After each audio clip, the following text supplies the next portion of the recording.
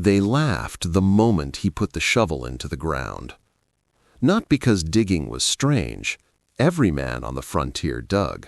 Post holes, root cellars, fire pits, graves. Digging was part of survival. They laughed because of where he dug. Not beside his cabin, not behind it, but directly beneath where he planned to sleep.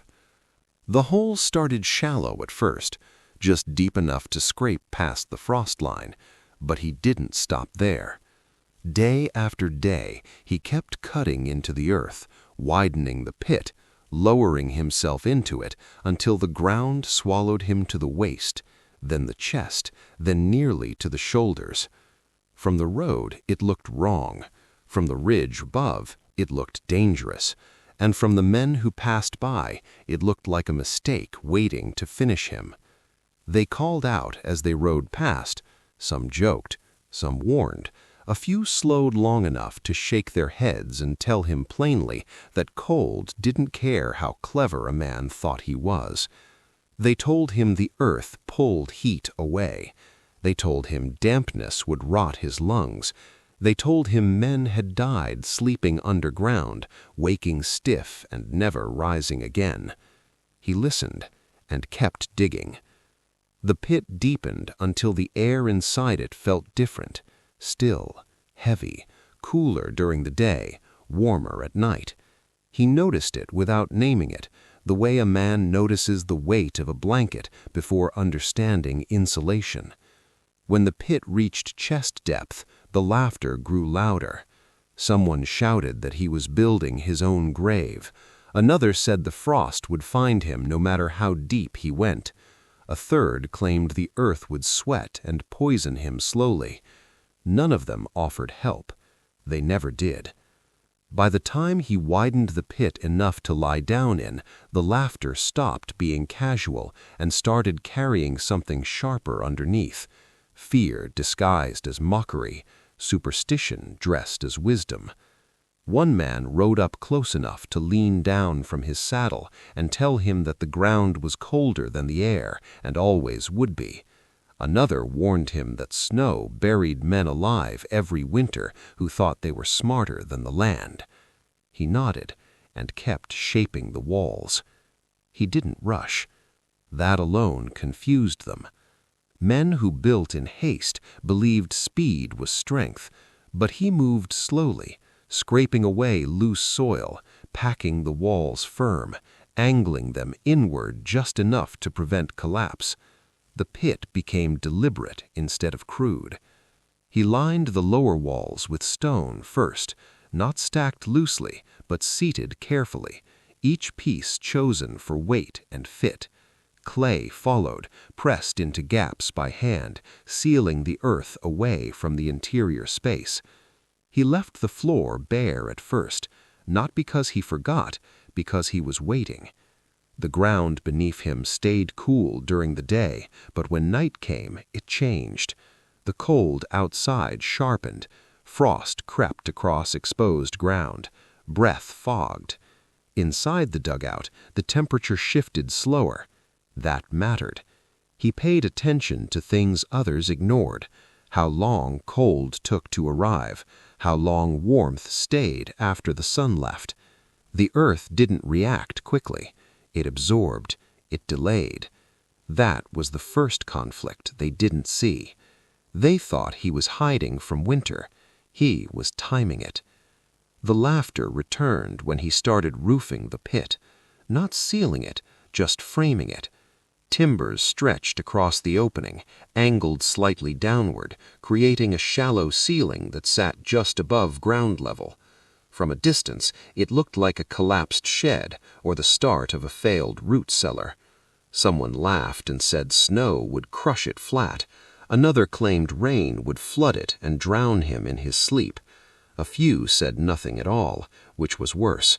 Silence meant they had already decided how this would end. He built the roof thick, layered with logs and packed earth. He left a narrow entrance tunnel, not wide enough to stand in, not tall enough to invite drafts, just enough to crawl through. That decision brought fresh warnings. Men said tunnels trapped cold. Men said tunnels filled with smoke. Men said tunnels stole air. They spoke with certainty. None of them tested it. He did. Before winter arrived, before snow closed the high ground, he finished the interior. Stone along the lower walls, clay sealing everything tight, a raised sleeping platform built not from wood but from packed earth and stone. No bed frame, no planks, just mass. When they saw that, the laughter turned uneasy. Sleeping on earth went against instinct, against habit, against stories passed down from men who never questioned them. Someone finally asked why. He didn't explain, because explanation invites argument, and argument wastes time. The first night he slept inside, the fire was small, too small according to anyone watching. He didn't burn to warm the air, he burned to warm the structure. The fire sat offset from where he slept, separated by stone and clay, its heat forced to travel sideways before it could rise. Smoke moved where it was told. Heat followed a long path, bleeding warmth into the earth instead of escaping upward. It took hours. Nothing dramatic happened. No sudden warmth, no roaring fire. That was the second conflict. People expect proof to arrive loud and fast. This didn't. When the fire died, the shelter felt only slightly warmer than before. Someone laughed again the next morning when they saw smoke hadn't poured out all night. They said it must have gone cold. They said he'd freeze before dawn. They said nothing underground ever stayed warm without constant fire. They were wrong.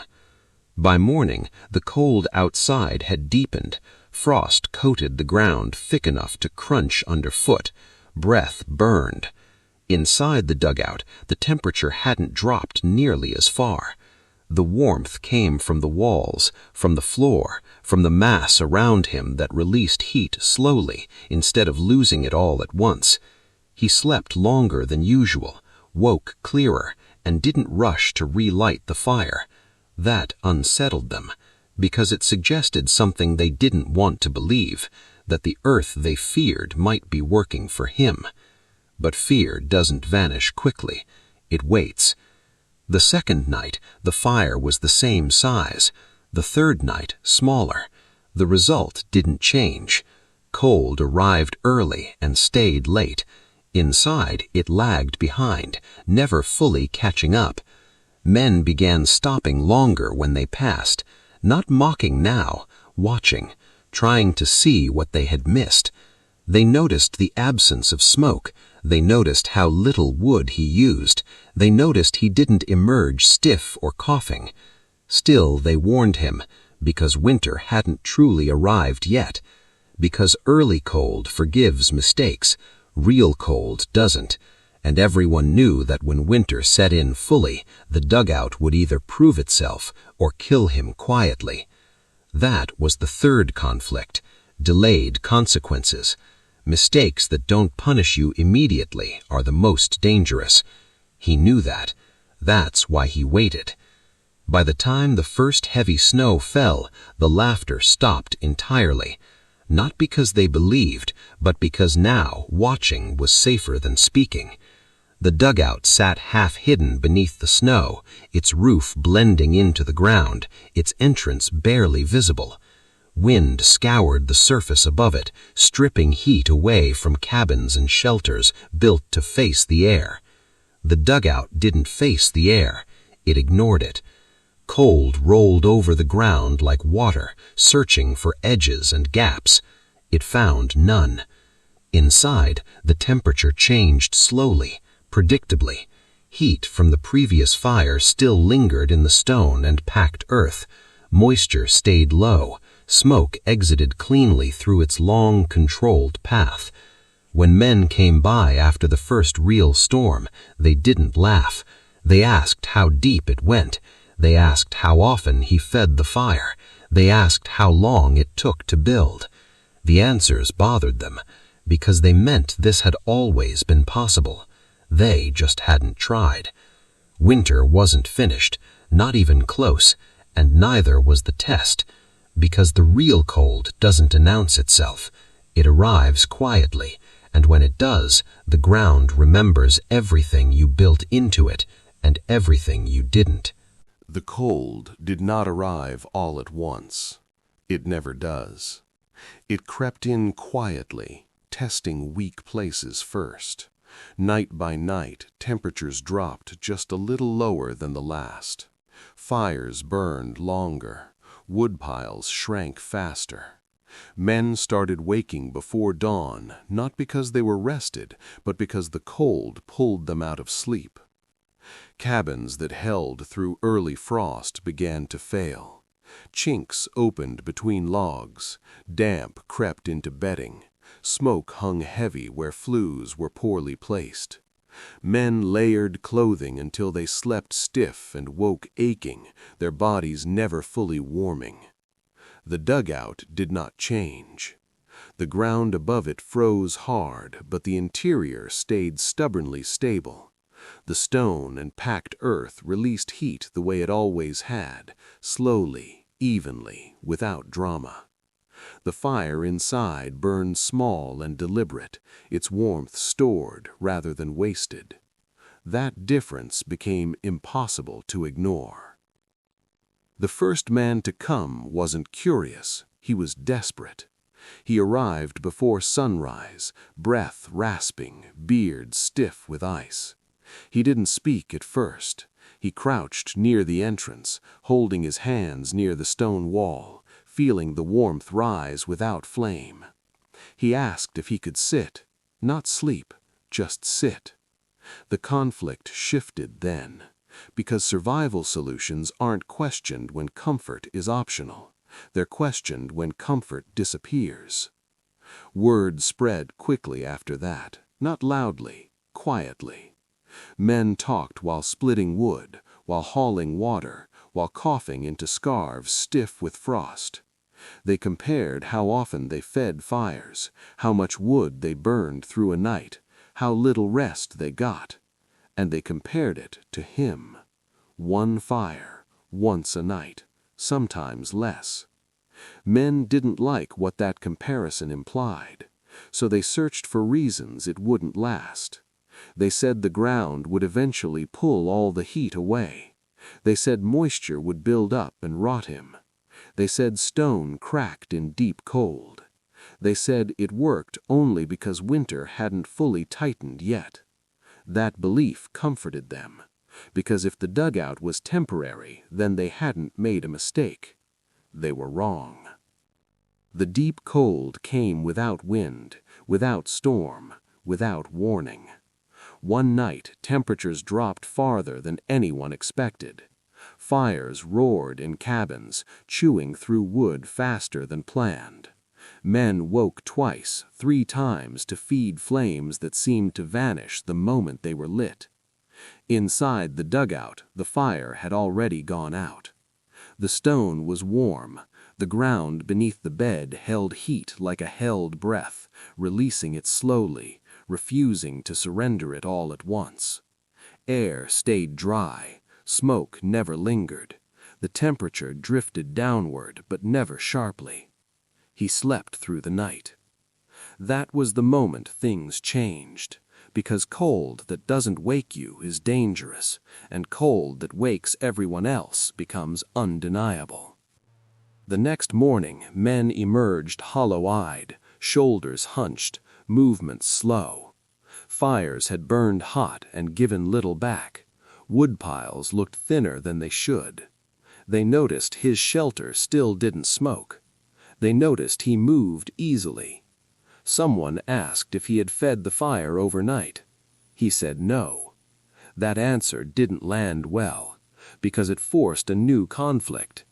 If heat could be stored, then constant labor wasn't necessary. If constant labor wasn't necessary, then exhaustion wasn't inevitable.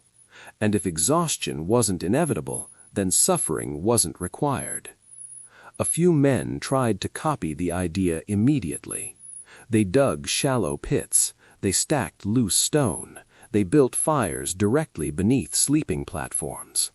their shelters filled with smoke, their stone cracked, their heat vanished as fast as it arrived.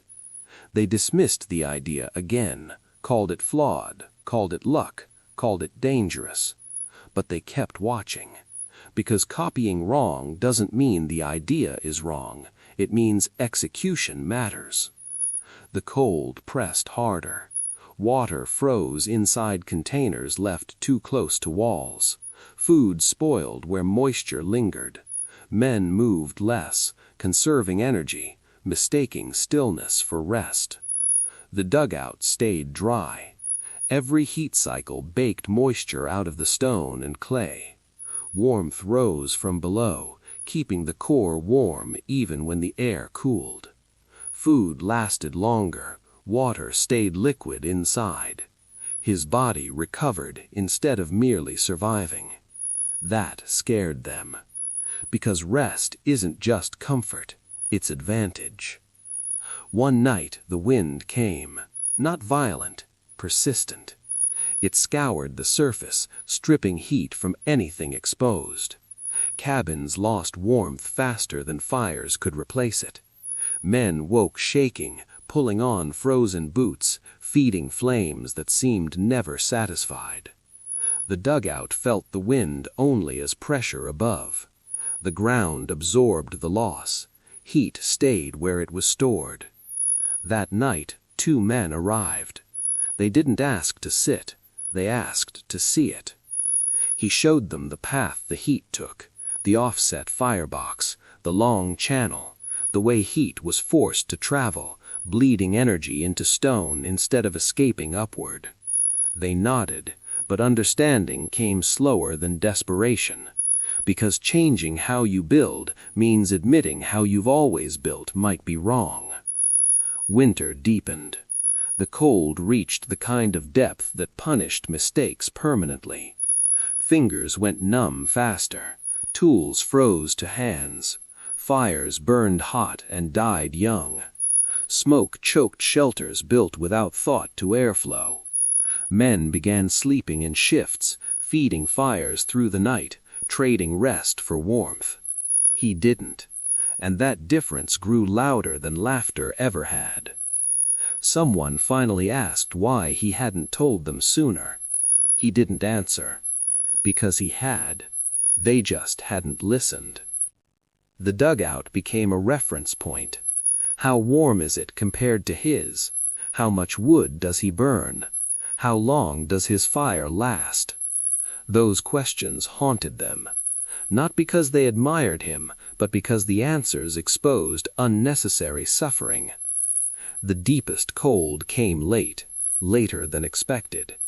It arrived when wood piles were already thin, when men were tired, when mistakes cost more than discomfort. That was when the dugout faced its final test. The ground above froze solid, deeper than anyone remembered. Frost drove downward relentlessly, the kind of cold that turns earth into stone. Inside, the temperature dropped, but slowly, always slowly. Each heat cycle replenished the mass beneath him, storing warmth for the next cycle. Men in cabins woke shivering. He woke warm. And when dawn came pale and brittle, the cold still hadn't reached him. That was when they stopped questioning whether it worked, and started asking how many more nights it would last. Because winter wasn't done, and the ground remembers how you treated it. By the time they accepted the truth, winter had already taken its share.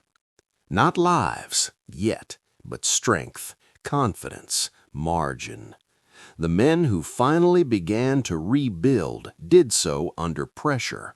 Cold hands, limited daylight, wood already rationed. Mistakes now carried weight.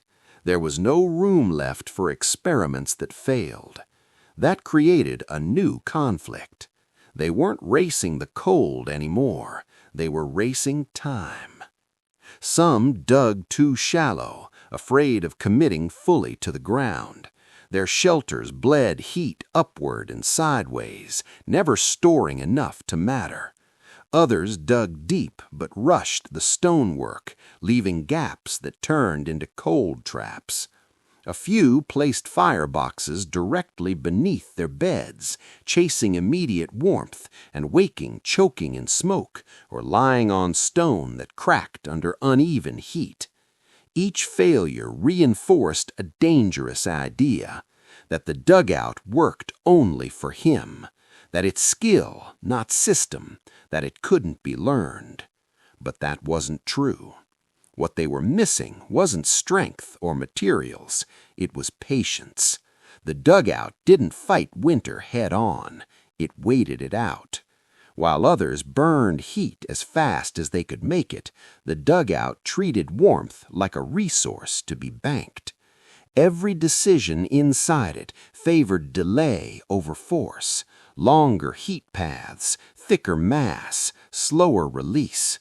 That philosophy clashed with frontier instinct, because when cold bites, instinct says burn hotter, not smarter.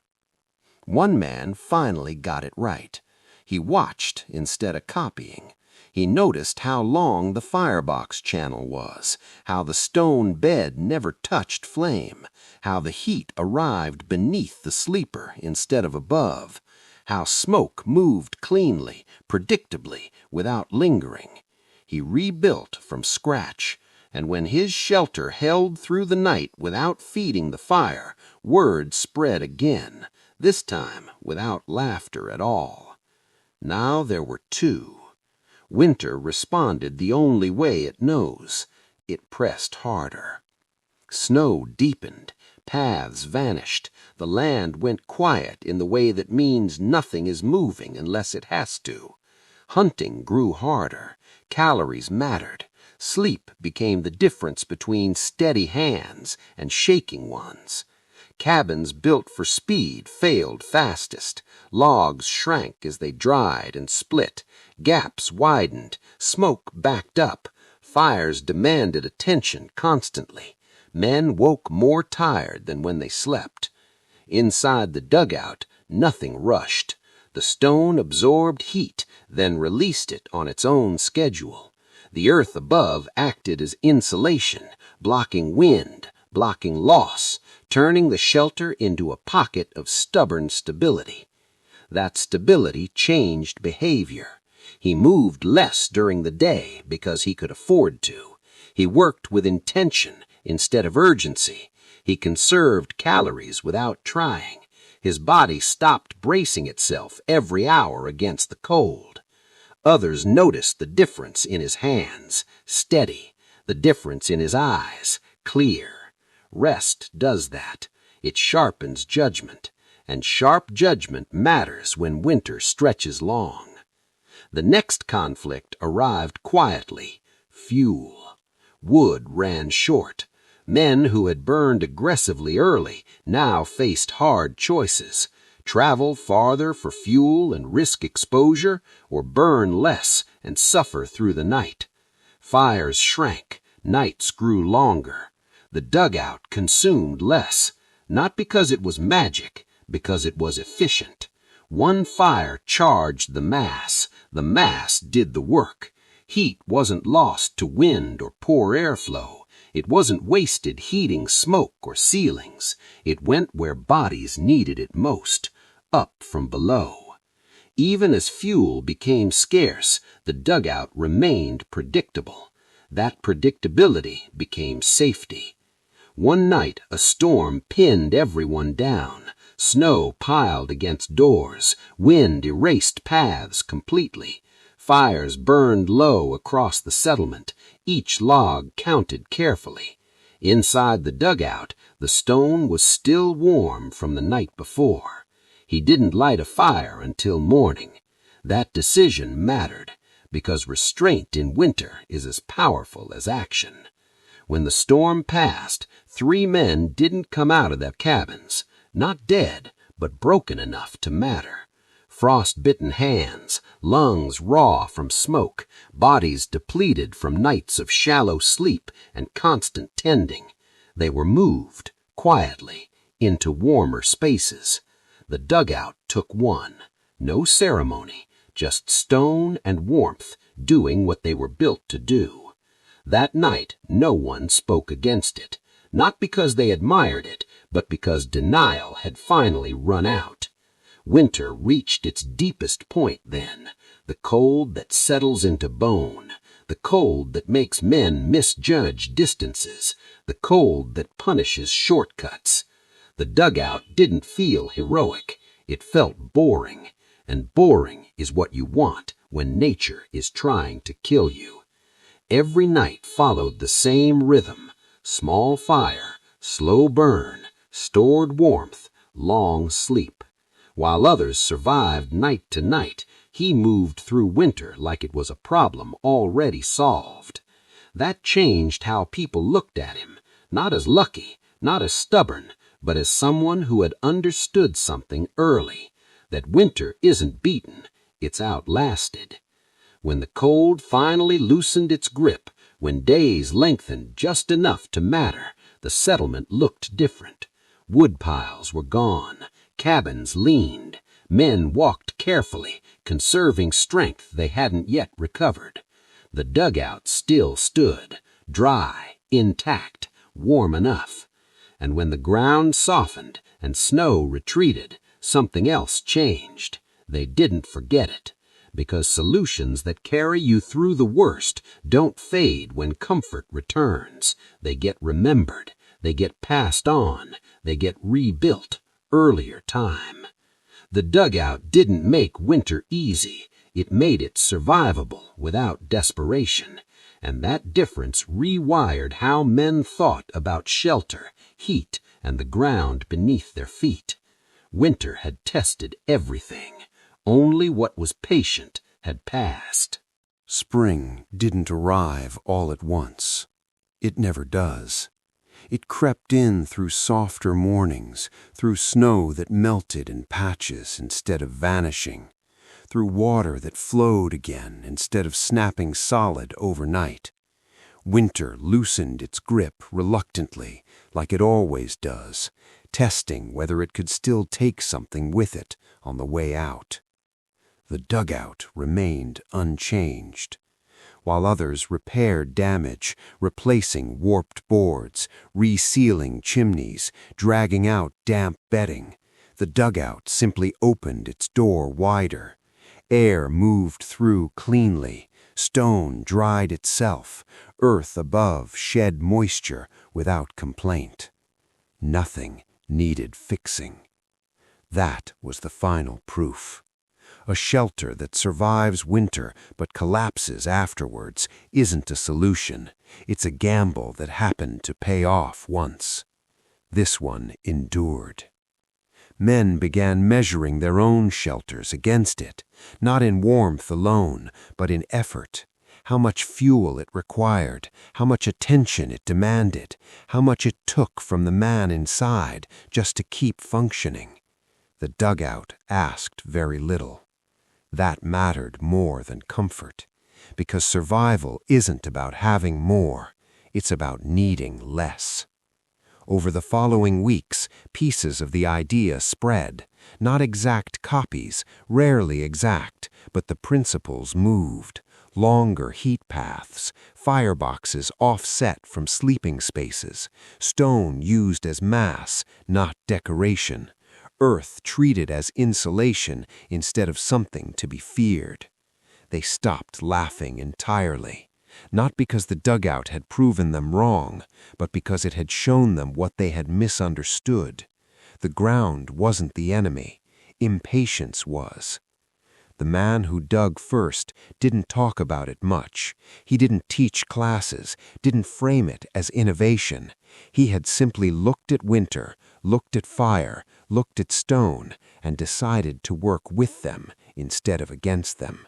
That choice made all the difference. When the next winter came, and it always does, more dugouts stood ready before the first frost. Stone beds were laid carefully, fire paths were planned, wood piles lasted longer. The cold still arrived, but it didn't dominate, and no one laughed. Because once you've slept warm underground while the wind tears across frozen ground above you, the idea stops sounding strange. It sounds inevitable. The lesson wasn't about digging or stone or fire. It was about understanding systems that don't demand constant struggle, about building things that carry you when your strength runs low, about choosing solutions that store effort instead of consuming it. That's what the dugout did. It turned one hard decision into hundreds of easier nights. And in places where winter decides who endures, that's not clever, that's survival. If you want to see how these systems were built, improved, and adapted across different shelters and conditions, subscribe to the channel. These stories aren't about luck, they're about choices that hold up when conditions don't care. New builds, new methods, real survival thinking. Because the cold always comes back, and next time you'll know how to stay ahead of it.